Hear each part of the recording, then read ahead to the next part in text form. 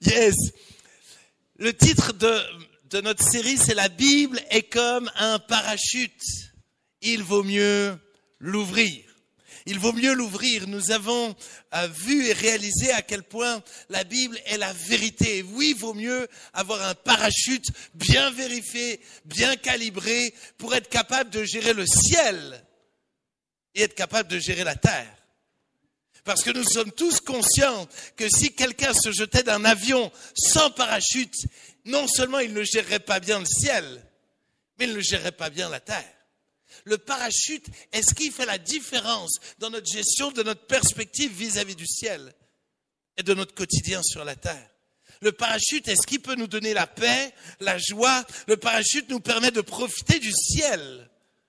Mais le parachute nous permet d'atterrir tranquillement sur la terre. Le parachute nous permet de prendre de l'altitude tranquillement parce que tout va bien. Et je crois réellement que la parole de Dieu, quand on l'ouvre, elle est non seulement la vérité, mais tout d'un coup, elle va nous enrichir.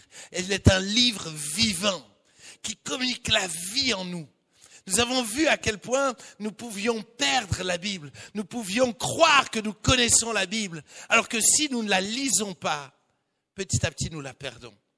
Et l'importance finalement de lire la Bible. J'aimerais vous montrer une petite vidéo qui nous montre finalement à quoi servait premièrement le parachutisme. Le parachutisme était premièrement destiné aux militaires. Et j'aimerais qu'on puisse voir une petite vidéo pour comprendre l'enjeu. Le parachutisme aujourd'hui est devenu pour le fun. Mais le parachutisme n'a pas été inventé pour le fun. Il était là pour sauver des vies. Si on peut lancer, merci beaucoup.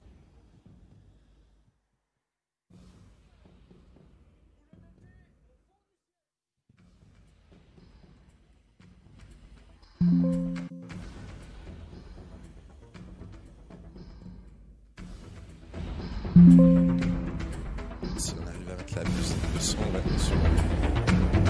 Nous faisons partie de l'armée du roi. En tant qu'enfants de Dieu,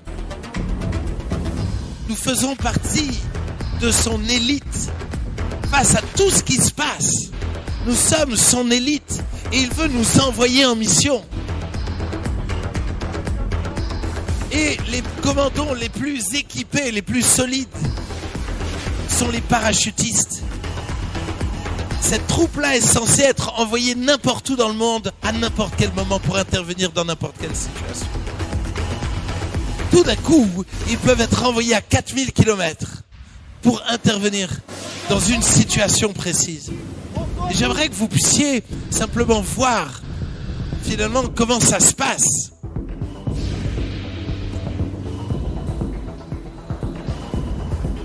Ils sont tout d'abord ensemble.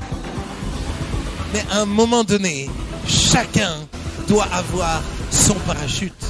Chacun doit ouvrir son parachute pour lui-même. Pour rentrer dans la mission de Dieu sur la terre, nous avons besoin d'ouvrir chacun notre Bible. Pour rentrer dans leur mission, chacun, ils ont un parachute chacun. Et c'est pour cela l'importance pour chacun d'ouvrir sa Bible régulièrement. Pour rentrer dans les œuvres que Dieu a préparées pour nous. Je trouve que c'est impressionnant cette image-là. Je sais pas si ça donne envie à quelqu'un. Je suis sûr que ça donne envie à ça. Ça me donne envie, j'avoue.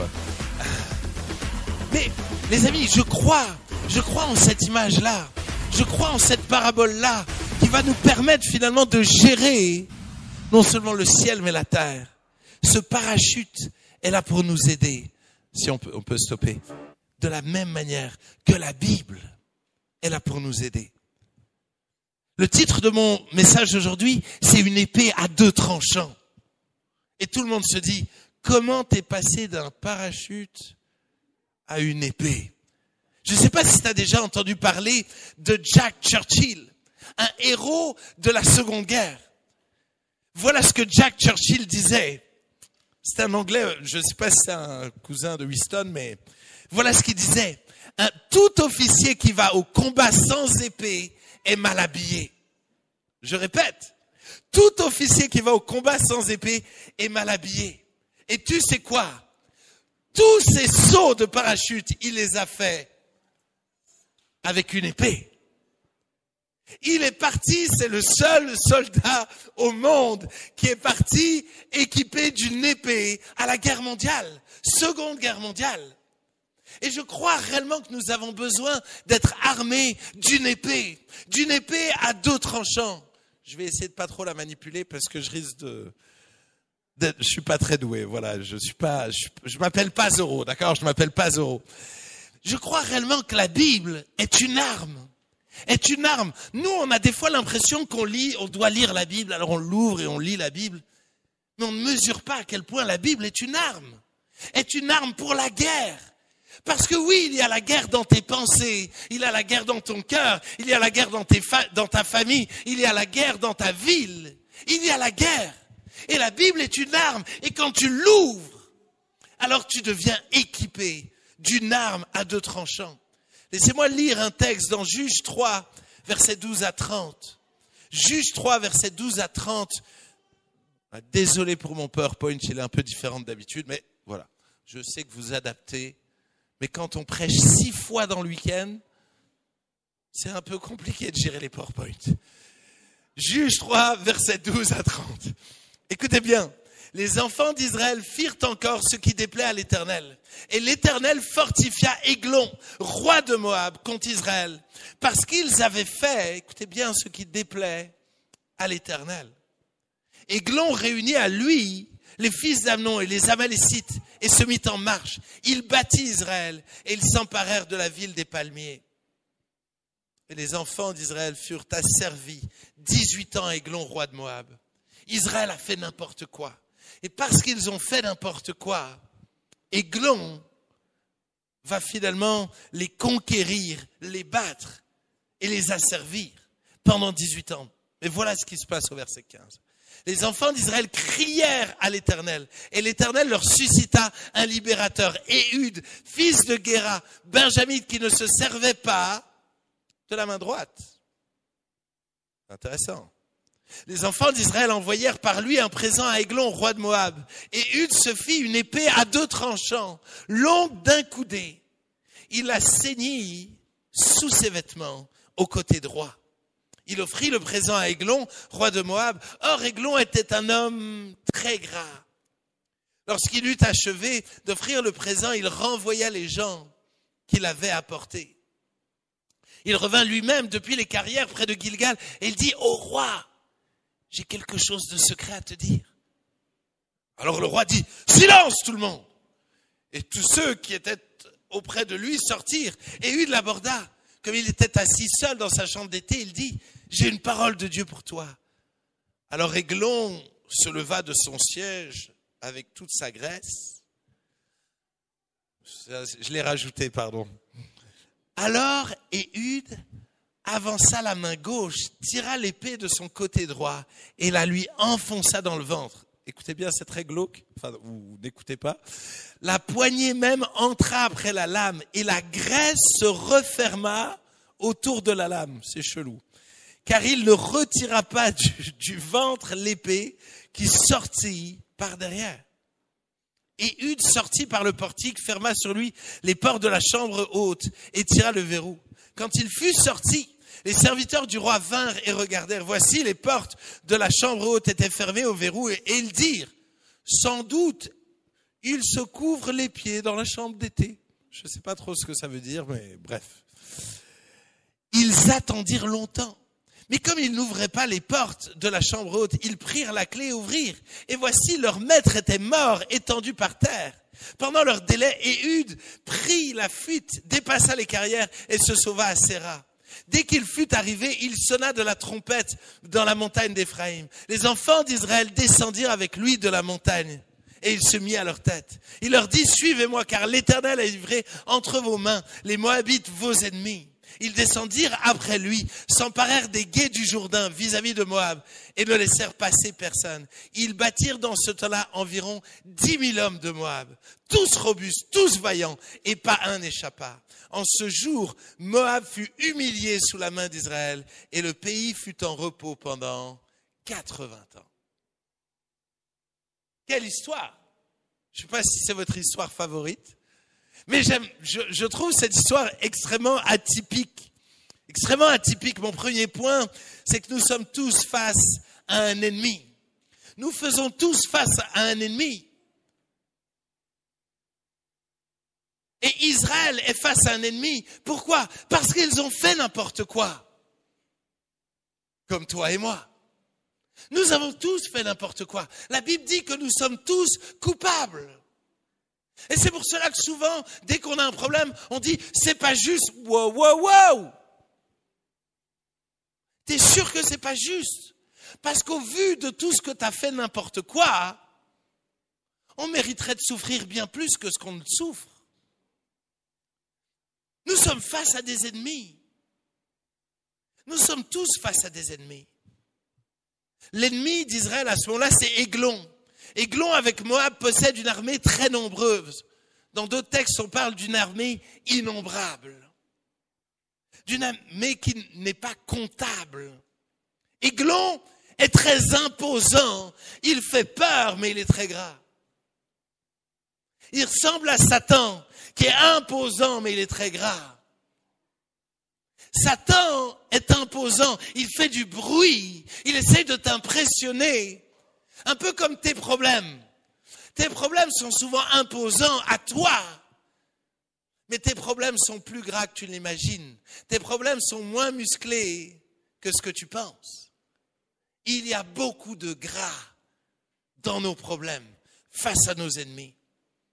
On voit que Églon, Dieu l'a utilisé pour corriger Israël. Mais on voit également qu'Églon est curieux et sensible aux cadeaux. Les amis, nous aussi nous avons un ennemi. Églon était l'ennemi d'Israël, mais nous avons un ennemi. Éphésiens 6, versets 11 à 17. Voilà ce que le texte dit. Revêtez-vous de toutes les armes de Dieu, afin de pouvoir tenir ferme contre les ruses du diable. Car nous n'avons pas à lutter contre la chair et le sang, mais contre les dominations, contre les autorités, contre les princes de ce monde des ténèbres, contre les esprits méchants dans les lieux célestes. C'est pourquoi prenez toutes les armes de Dieu afin de pouvoir résister dans le mauvais jour. Écoutez bien. Et tenir ferme après avoir tout surmonté. Tenez donc ferme. Ayez à vos reins la ceinture, la vérité pour ceinture. Revêtez la cuirasse de la justice. Mettez pour chaussure à vos pieds le zèle que donne l'évangile de paix. Prenez par-dessus tout cela le bouclier de la foi, avec lequel vous pourrez éteindre tous les traits enflammés du malin. Prenez aussi le casque du salut et l'épée de l'esprit, qui est la parole de Dieu. C'est intéressant de voir l'enjeu. Et l'enjeu, c'est qu'il y a une guerre. Et nous sommes au bien milieu de cette guerre, en plein milieu de cette guerre. Le diable cherche à nous détruire. Et le texte nous dit de tenir ferme. Le texte nous dit qu'il y aura des mauvais jours et qu'il va falloir résister. Que dans cette guerre spirituelle, il va falloir lutter. Et ce texte parle même de devoir surmonter les problèmes. Ça veut dire que derrière les problèmes, il y en aura encore. Et nous sommes tous, si nous sommes honnêtes, conscients de cela. Nous sommes en milieu de cette guerre-là. Et si tu n'y es pas conscient, écoute doublement. Parce que les batailles arrivent. Et c'est pour cela que nous avons besoin d'être armés. C'est pour cela que nous avons besoin de cette épée de l'esprit qui est la parole de Dieu. Nous avons besoin de la Bible comme une arme. Comme une arme pour nous battre. Tu ne pourras pas remporter la bataille contre le diable sans t'armer de la parole de Dieu, sans t'équiper de la parole de Dieu. C'est impressionnant parce que on a l'impression qu'Éhud, il est un peu comme toi et moi. Éhud, il est un peu comme toi et moi. Quand on analyse finalement qui il est, on le voit finalement handicapé de la main droite. Qu'est-ce qu'il a exactement? On ne sait pas trop, mais il est handicapé de la main droite. Et dans tout le sens biblique, c'était une malédiction finalement que d'être handicapé de la main droite. La main droite, c'est la main forte, c'est la main puissante, c'est la main d'autorité. La preuve, c'est que personne ne se soucie de lui parce qu'il est handicapé. Personne n'a peur de lui, personne ne va le fouiller. Pourquoi? Parce qu'il est handicapé, parce qu'il est fragile. Mais parce qu'il est fragile, il ne va pas se défiler. Il va prendre ses responsabilités. Il est conscient qu'il est choisi par Dieu. Son nom Ehud veut dire uni à Dieu, remercie Dieu et est fort grâce à Dieu. Ne me demandez pas d'où ça vient du dictionnaire que j'ai trouvé dans les commentaires de la Bible, d'accord?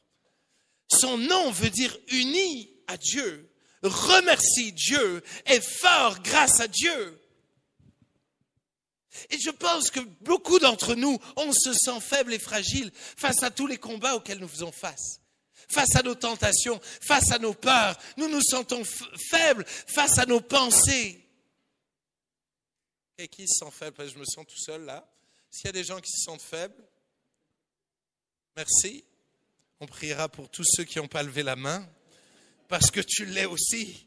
Tu l'es aussi. Tu n'en es peut-être pas encore conscient, mais tu l'es aussi. Les amis, j'étais impressionné, je ne sais pas si vous avez entendu parler de Aldo Naldi. Aldo Naldi, ça dit quelque chose à quelqu'un. Aldo Naldi est un jeune homme très fragile, très frêle. Tout d'un coup, il n'a pas du tout, il n'est pas musclé du tout, mais son père lui a dit, écoute, parce que tu es faible et fragile, je vais te donner une épée et je vais t'inscrire dans un club d'escrime. Et je veux que tu apprennes à te battre avec une épée. Et tout d'un coup, finalement, Aldo Naldi va être sérieux à l'entraînement. Il va apprendre à manier l'épée. Et il va tellement s'entraîner. Il va être tellement sérieux à pas ouvrir la Bible, à utiliser l'épée, mais vous voyez où je veux en venir. Qu'il va devenir triple champion olympique en 1920. Parce que si tu prends un gars faible, avec une épée à deux tranchants, ça change tout. Merci pour le amen, je l'attendais, mais il y a des amens qu'il faut chercher, quoi. Les amis, tu ne mesures pas à quel point, si tu apprends à lire la Bible, à te saisir de la Bible, tout d'un coup, tu vas devenir fort. Tu vas devenir extrêmement fort. Tout d'un coup, face à tes difficultés, tout d'un coup, tu as une épée à deux tranchants. Vous ne mesurez pas à quel point, à chaque fois que le diable essaie de me culpabiliser ou de me rappeler mes péchés passés, je dégaine et je dis, il est écrit. Si vous confessez vos péchés, Dieu est fidèle et juste pour vous pardonner et vous purifier de toutes vos iniquités. À chaque fois. Mais des fois, je dois utiliser cette arme-là 20 fois, 30 fois, 40 fois. À chaque fois que j'ai des batailles dans mes pensées, je proclame et je commande à toute pensée d'être captive à l'obéissance de Christ, comme la parole le dit. Je cite la parole de Dieu. J'ai besoin de m'appuyer sur cette arme-là. Le problème de beaucoup de chrétiens, c'est que tu lis la Bible au lieu de t'approprier la Bible. La Bible est une arme. Ne la lis pas juste, approprie-toi la Bible. Saisis dès que tu vois un verset. Honnêtement, j'ai pas beaucoup de peur.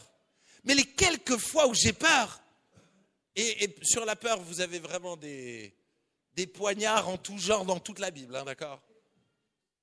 Mais ne vous inquiétez de rien. Mais en toute chose, faites connaître vos besoins à Dieu par des prières et des supplications avec des actions de grâce. Et la paix de Dieu, qui surpasse toute intelligence, gardera vos cœurs et vos pensées en Jésus-Christ. Ces versets-là, je ne les connais pas pour le fun. Je les connais parce que ce sont des armes que j'utilise. J'ai besoin de ces armes-là. J'ai besoin de ces armes-là. Mon troisième point, c'est une épée fabriquée sur mesure. Une épée fabriquée sur mesure. Je pense que nous ne mesurons pas à quel point la Bible a été écrite sur mesure pour nous aider, nous. Tout ce qui a été écrit dans la Bible, c'est pour nous. Regardez 1 Corinthiens 10, verset 11. 1 Corinthiens 10, verset 11. Ces choses leur sont arrivées pour servir d'exemple. Et elles ont été écrites pour notre instruction, à nous qui sommes parvenus à la fin des siècles. Les amis, tout ce qui est écrit là, c'est pour t'instruire, t'équiper, parce que tu es dans la fin du monde. Et tu as particulièrement besoin d'être équipé. Je le disais dernièrement, et ça, vraiment ça m'a rendu tellement triste. Mais de voir finalement aujourd'hui sur les réseaux sociaux, tout le monde se moque de la troisième guerre. Bon, pas tout le monde, mais la jeune génération, beaucoup de TikTokers se moquent de la troisième guerre mondiale. En mode, oh voilà comment je me prépare pour la troisième guerre mondiale. Mais fermez-la! Tu ne mesures pas à quel point tu as besoin de te préparer face à tout ce qui arrive. Nous avons besoin de nous équiper. Nous avons besoin de nous équiper. Lire la Bible n'est pas une option. Lire la Bible est réellement ce qui va nous donner de remporter des batailles. Les batailles présentes, mais les batailles à venir. Regardez ce que dit 2 Pierre 3, verset 1 à 3. 2 Pierre 3, verset 1 à 3. Écoutez bien. Voici déjà, bien aimé, la seconde lettre que je vous écris. Dans l'une et dans l'autre, je cherche à éveiller par des avertissements votre saine intelligence, afin que vous vous souveniez des choses annoncées d'avance par les saints prophètes et du commandement du Seigneur et Sauveur, enseigné par vos apôtres. Sachant avant tout que dans les derniers jours, il viendra des moqueurs avec leur raillerie, marchant selon leur propre convoitise. Les amis, tout ça est écrit pour nous éveiller, pour nous annoncer les choses, pour nous préparer à ce qui arrive. Toute la Bible est là pour nous, pour toi, pour que tu deviennes solide. C'est Karen Dolay, je crois qu'on a une photo qui va s'afficher. Karen Dolay, je sais que vous la connaissez pas, c'est une inconnue au bataillon. À l'âge de 43 ans, tout d'un coup, elle dort chez elle et tout d'un coup, un cambrioleur rentre. Un cambrioleur rentre. Le problème, ce cambrioleur-là, il vient de braquer 6 maisons. Le problème, c'est que ce cambrioleur ne sait pas que Karen a une épée sous son lit. Ce qu'il ne sait pas, c'est que Karen a pris des cours d'épée médiévale. Ce qu'il ne mesure pas, c'est que cette femme, elle est prête à la bataille. Ce qu'il ne mesure pas, lui qui se croit fort, lui qui se croit capable, il ne mesure pas à quel point une femme avec une épée est une femme indestructible. Non, mais si même vous les femmes, vous réagissez pas à ça, vraiment, je sais plus comment prêcher. Voilà, je pense que je vais prendre ma retraite, vraiment. Les amis,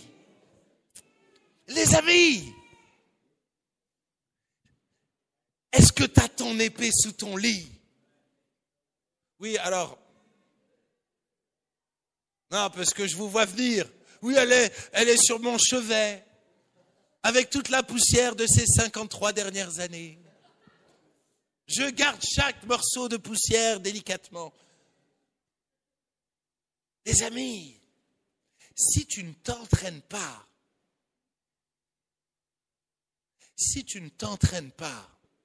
le jour où la bataille arrive, tu seras faible et fragile. C'est quand ça va bien qu'il te faut t'équiper et te nourrir. C'est dans les petits combats que tu dois apprendre à t'exercer pour être prêt le jour où il y a des grands combats à dégainer. C'est cet homme-là, Michel Saval.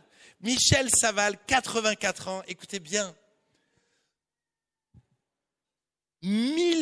non, pardon, 12 000 sauts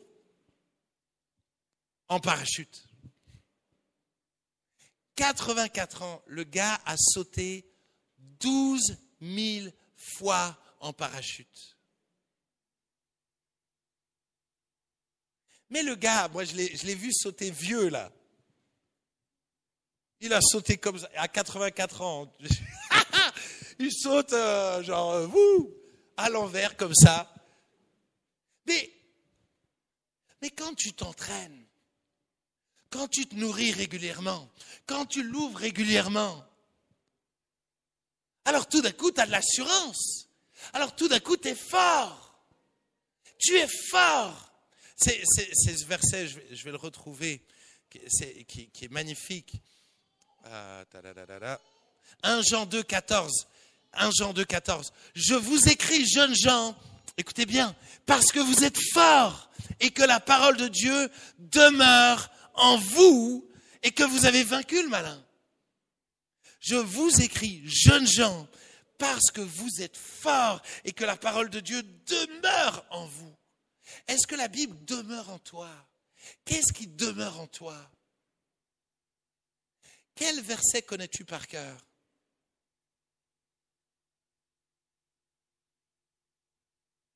Je vais passer vite à un prochain point. J'ai vu que ça vous a pas, vous n'avez pas aimé ma question. J'ai senti que c'était pas la bonne question. Pas de problème. Une épée transportable. Et Hude a fait une épée qu'il pouvait transporter, qu'il pouvait avoir sur lui. Et toute la Bible nous parle de cette intention de Dieu, que les Écritures, nous puissions les garder avec nous. Toute la Bible nous parle de ça. Regardez, Deutéronome 6, versets 5 à 9. Deutéronome 6, versets 5 à 9. Tu aimeras l'Éternel ton Dieu de tout ton cœur, de toute ton âme et de toute ta force. Et ces commandements que je te donne aujourd'hui seront, où ça? Dans ton cœur. Tu les inculqueras à tes enfants, tu en parleras quand tu seras dans ta maison, quand tu iras en voyage, quand tu te coucheras, quand tu te lèveras. Tu les liras comme un signe sur tes mains et ils seront comme des frontons entre tes yeux. Tu les écriras sur les poteaux de ta maison et sur tes portes. Est-ce que tu peux mettre la photo du Shaharit, si tu veux bien? Si vous rencontrez des juifs orthodoxes, ils ont fait ça littéralement. Ils ont mis la Torah sur leur front, dans leurs mains. Et honnêtement, si tu vas visiter un juif, très probablement qu'il aura la Torah sur l'entrée de sa porte. Mais ils ont pris ça littéralement. Ils ont oublié le début du passage. Ces commandements que je te donne aujourd'hui seront dans ton cœur. Ce que le texte dit, c'est qu'une fois qu'ils sont dans ton cœur, il faut que tu les rappelles à tes yeux, il faut que tu le rappelles à tes mains, il faut que tu utilises finalement cette ressource-là pour finalement t'impliquer dans tous les domaines de ta vie.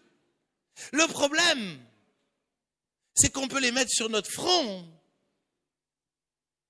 et ne pas se l'impliquer, ne pas se l'appliquer, ne pas l'utiliser. Et je crois que beaucoup de chrétiens, vous avez mis la Bible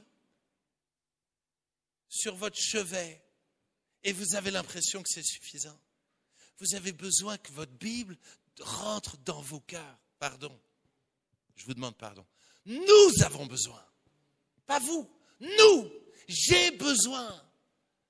J'ai besoin. J'ai besoin. C'est Billy Graham. Une photo va s'afficher. Je ne sais pas si tu as entendu ça. C'est bluffant. Billy Graham, certainement l'évangéliste le plus impactant aux États-Unis de toutes ces dernières décennies. Et il va amener des millions de gens à Jésus.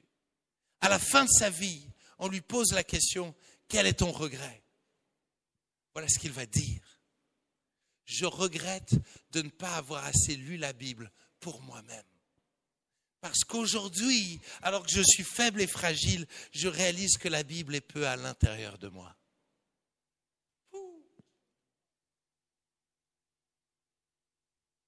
C'est pour cela que je ne suis pas en train de vous faire la leçon. Parce que, honnêtement, quand il n'y a plus rien qui va, C'est ce qu'il y a dans ton cœur qui va faire la différence. Vous savez, quand j'ai eu mon cancer, moi j'ai souvent, honnêtement, j'ai souvent parlé très légèrement, et je m'en suis rendu compte à ce moment-là, des gens malades. Je me disais toujours, mais t'es malade à la maison, bah profites-en pour prier et lire la Bible, t'es à la maison. Les amis, ne dites jamais ça à personne, d'accord? Parce qu'honnêtement, quand j'étais mal, mais j'avais pas la force de lire la Bible et de prier. Et tout ce que j'avais, c'est ce qui était dans mon cœur. Et tout d'un coup, de me rendre compte de l'état de ce qu'il y avait dans mon cœur. Honnêtement, nous devons nous nourrir, nous armer, nous équiper pour être prêts au temps de la difficulté, parce qu'on est armé, parce qu'on est capable, comme Jésus, de dire « Il est écrit ». C'est fou, à chaque fois que le diable est venu le tenter, il a saisi son épée et l'a déclaré, il est écrit. Il est écrit. L'arme que Jésus utilisait, c'était les Écritures. Pourquoi? Parce qu'il en était rempli. Et voilà les textes qu'il utilise, c'est Deutéronome.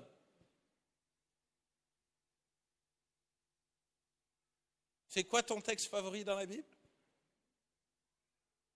Les amis, il y a des armes à utiliser dans chaque livre de la Bible.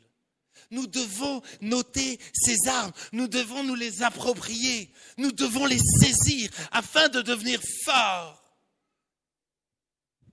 Et non seulement on sera fort, mais on va devenir heureux. Apocalypse 1, verset 3 dit, écoutez bien, « Heureux celui qui lit et ceux qui entendent les paroles de la prophétie et qui gardent les choses qui y sont écrites, car le temps est proche. » Ce que ce texte dit, c'est que si tu lis, tu entends et que tu gardes ce qui est écrit, tu es heureux. Même quand les temps sont proches, tu es heureux. Pourquoi? Parce que tu es armé. Tu es comme Karen, tu peux dormir paisiblement. Il y a ton épée sous le lit. Venez les cambrioleurs. J'ai pas de soucis. Tout d'un coup, j'ai plus à avoir peur de la maladie. J'ai plus peur de perdre mon travail. J'ai plus peur de rien du tout. Parce que je suis équipé. Je suis armé. Armé jusqu'aux dents. Je voulais nommer ma prédication armé jusqu'aux dents. Mais je me suis rétracté. Je suis rétracté. Allez, je termine. Prise, tu vas m'aider. Si tu peux commencer à jouer, ça va m'encourager. Ça va m'encourager.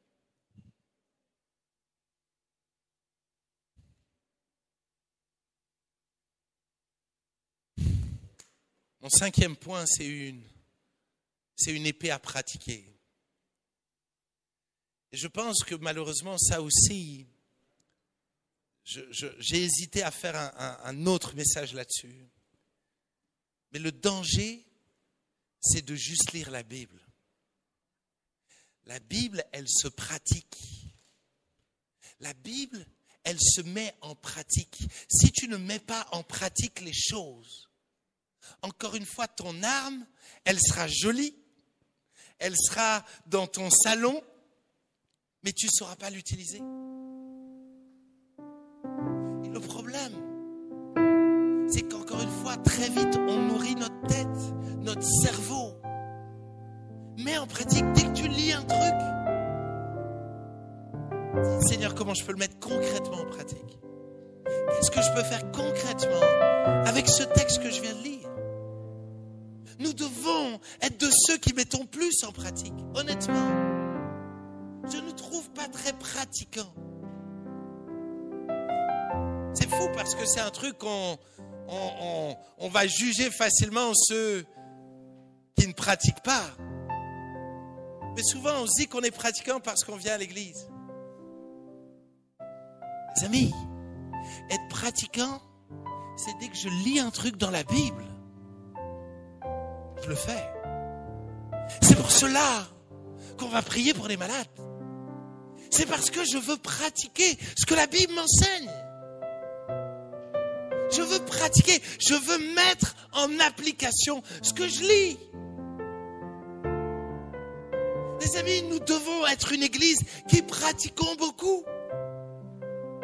Mais j'y arrive pas. C'est pour ça que là, il y a de la pratique. C'est en pratiquant qu'on apprend. C'est en pratiquant qu'on apprend. C'est en pratiquant qu'on apprend.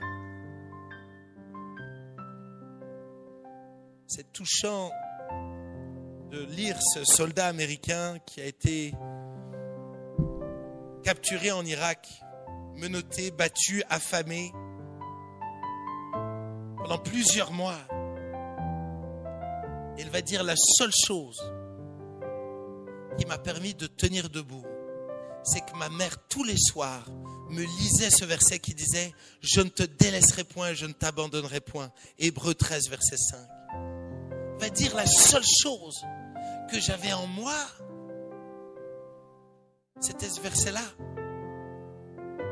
Et cet homme qui n'était pas croyant et qui l'est devenu après, va dire, tout d'un coup, j'ai réalisé pourquoi ma mère me nourrissait de ce verset-là. J'ai réalisé la force, la puissance de ce verset-là. C'est en pratiquant que tu vas réaliser à quel point ces versets sont puissants. Et tout d'un coup, tu vas voir à quel point cette épée est victorieuse.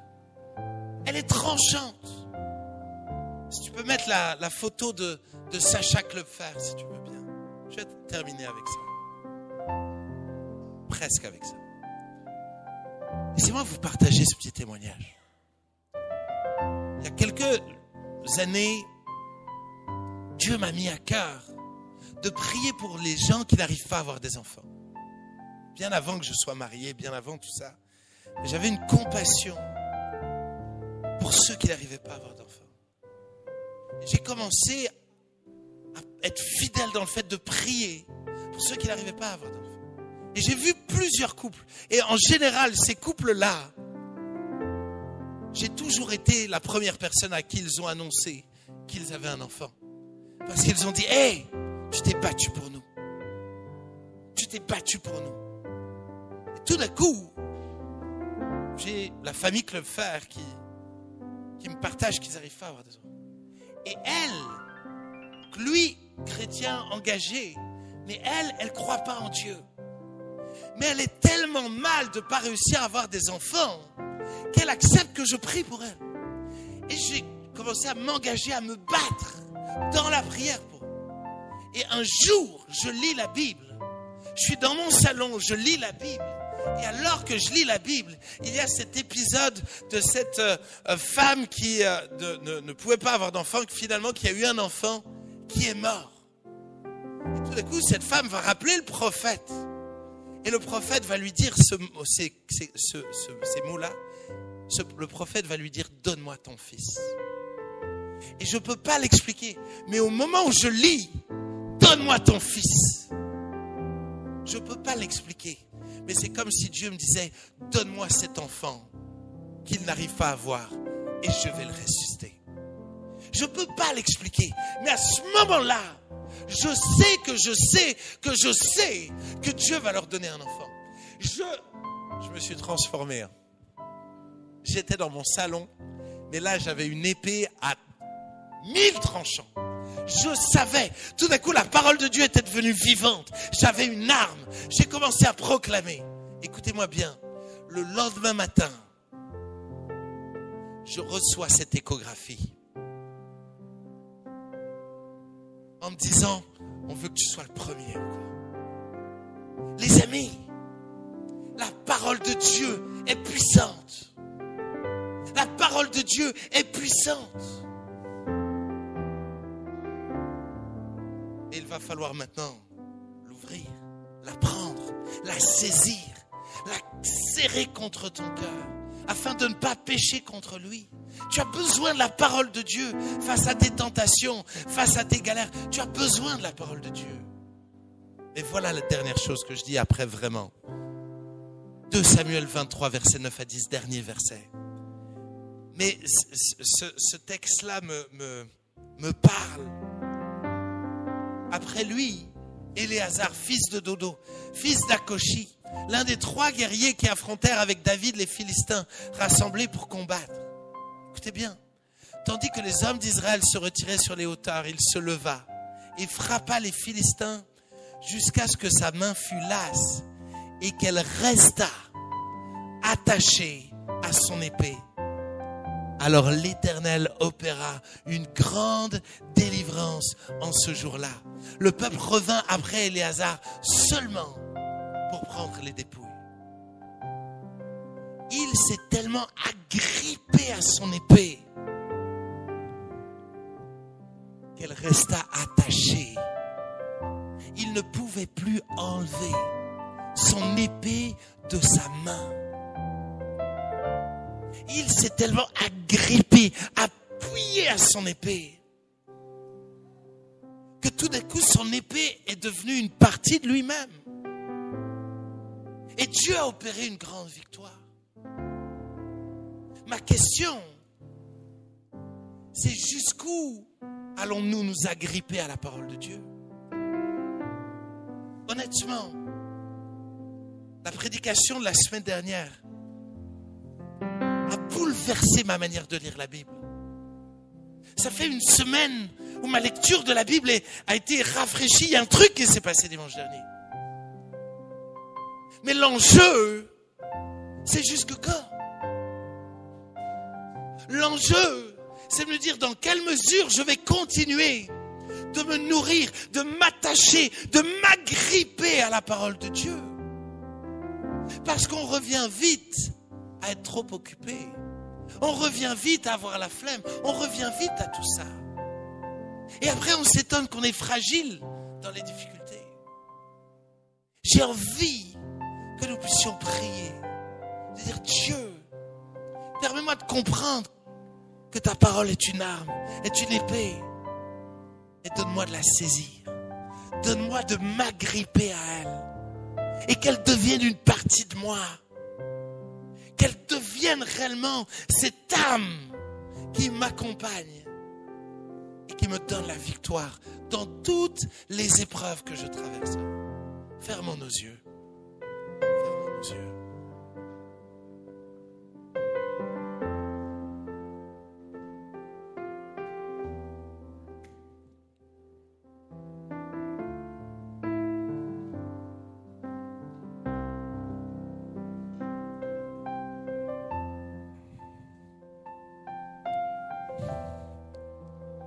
Dieu sait combien je suis tellement pas là pour faire la leçon à personne.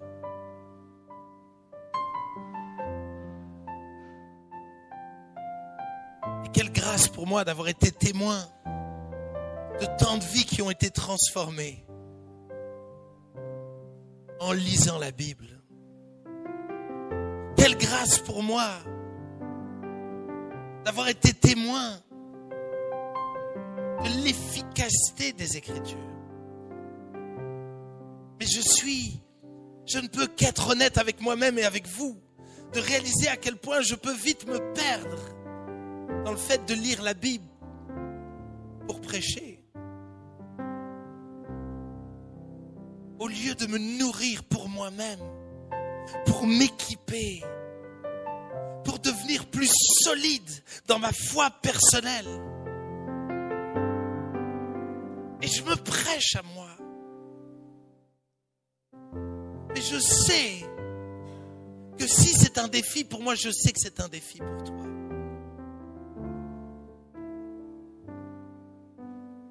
J'aimerais que nous puissions prendre une résolution. Non pas une résolution orgueilleuse. Une résolution avec beaucoup d'humilité de dire Dieu, fais-nous la grâce. Fais-nous la grâce. Fais-nous la grâce de saisir ces armes que tu as préparées pour nous. Fais-moi la grâce. Fais-moi la grâce de retenir les versets. Plusieurs, je sais que vous avez envie de dire, mais j'ai pas une bonne mémoire. Crois seulement. Crois que c'est possible. Demande-le. Viens, joins-toi à moi. dans cette prière, de dire Dieu, équipe-nous pour la guerre et les guerres auxquelles nous faisons face. Équipe-nous, rends-nous forts et solides. Et si quelqu'un peut se joindre à moi dans cette prière, alors j'aimerais vous inviter à vous lever à votre place. Ceux qui veulent prendre la résolution de s'armer de la parole de Dieu, de permettre à la parole de Dieu de demeurer en nous, afin d'être forts et de vaincre le diable. Tous ceux qui sont là et qui veulent, comme Éhud, de se tailler une épée à deux tranchants et de la voir sur lui. Tous ceux qui sont là et qui comprennent les enjeux et qui disent je ne veux plus me balader sans être rempli de la parole de Dieu. Je suis trop handicapé pour ça. Je suis trop faible et fragile pour ne pas me nourrir de la parole de Dieu. Commence à parler à ton Dieu. Commence à parler à ton Dieu.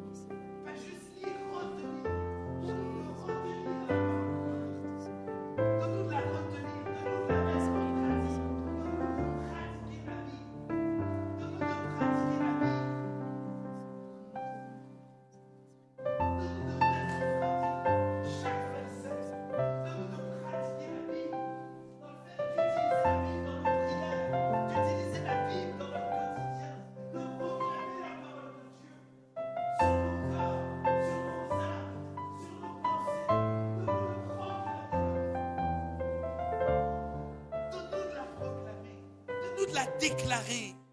Donne-nous de déclarer la parole de Dieu. Donne-nous de la déclarer. Donne-nous de la croire. Donne-nous de l'utiliser. Donne-nous de nous reposer sur elle. Donne-nous, Seigneur Jésus, de devenir des hommes et des femmes dont la parole de Dieu nous accompagne. Face à nos tentations, quand on traverse la maladie, face à nos peurs, quand on perd un travail, quand l'âge avance, donne-nous, Seigneur Jésus, d'être capable de nous reposer sur ta parole, de nous appuyer sur ta parole, de dégainer ta parole, au nom de Jésus, au nom de Jésus. Donne-nous d'être une église fondée, ancrée, enracinée dans ta parole. Au nom de Jésus, merci pour ta grâce. À toi toute la gloire, Seigneur. Amen. Heureux l'homme qui médite la parole, jour et nuit, sans jamais se lasser. Comme un arbre éternel ancré dans le sol, il est fort, calme et apaisé. De tout mon cœur, Seigneur, je te cherche. Je veux te suivre et te ressembler. Obéir à ta voix et ne pas pécher contre toi. Ta parole est mon soutien. Heureux l'homme qui espère en l'éternel et le prie sans jamais se lasser. Il avance en paix à l'ombre de ses ailes, avec lui pour l'éternité.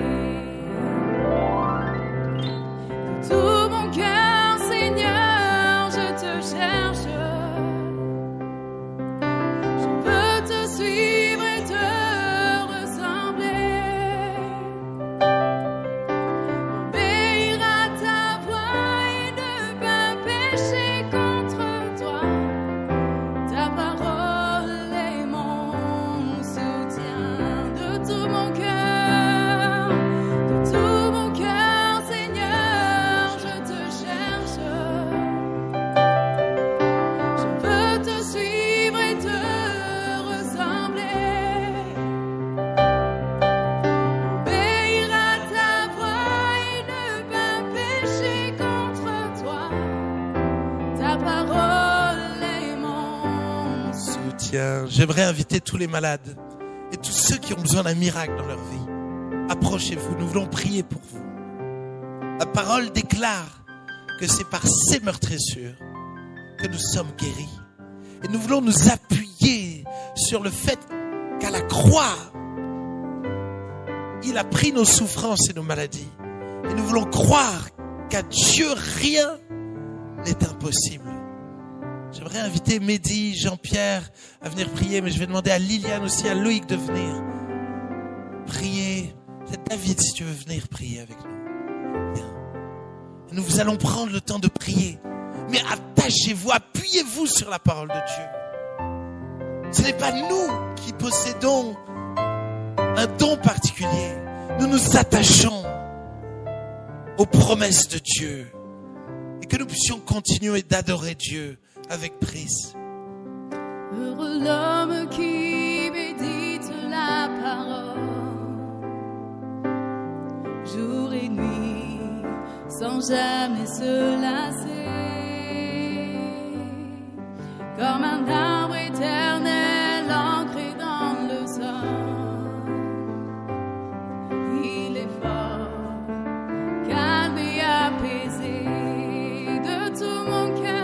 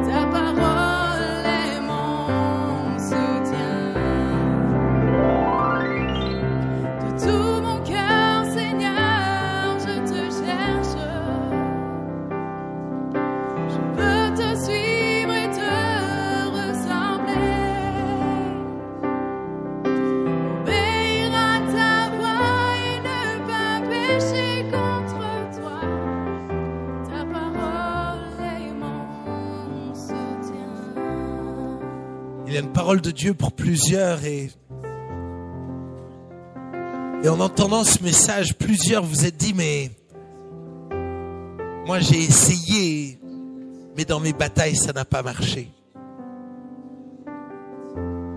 Et Dieu te dit, c'est seulement dans la mesure où tu tiens ferme, et tu tiens ferme sur ma parole,